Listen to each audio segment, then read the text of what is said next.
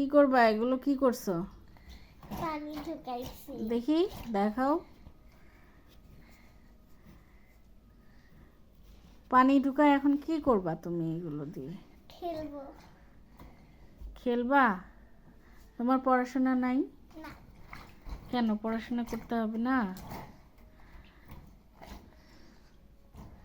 কেন? এখন তো স্কুলের পরীক্ষা শেষ। স্কুলের পরীক্ষা শেষ হলে পড়াশোনা করা যাবে না? এটা কোথায় লেখা আছে? বেশি বেশি করে পড়াশোনা করতে হবে, বুঝছো?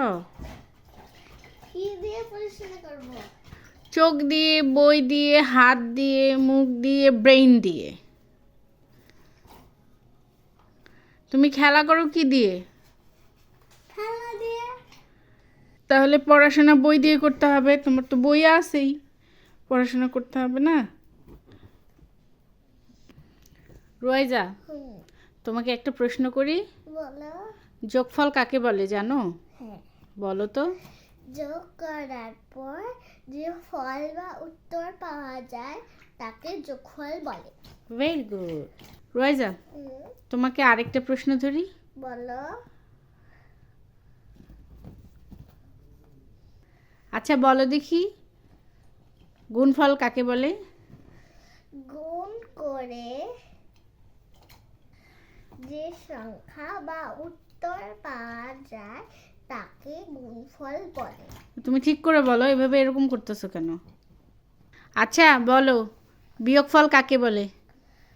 বিয়োগ করে যে সংখ্যা বা উত্তর পাওয়া যায় তাকে বিয়োগফল বলে। Very good. আচ্ছা রোয়াইজা, তোমাকে আরেকটা প্রশ্ন করি। এবার বলো, ভাগফল কাকে বলে? ভাগ করে যে সংখ্যা বা উত্তর পাওয়া যায় তাকে ভাগফল বলে। Very good. যোগ করতে দিই, পারবা যোগ করতে? কোন যোগ?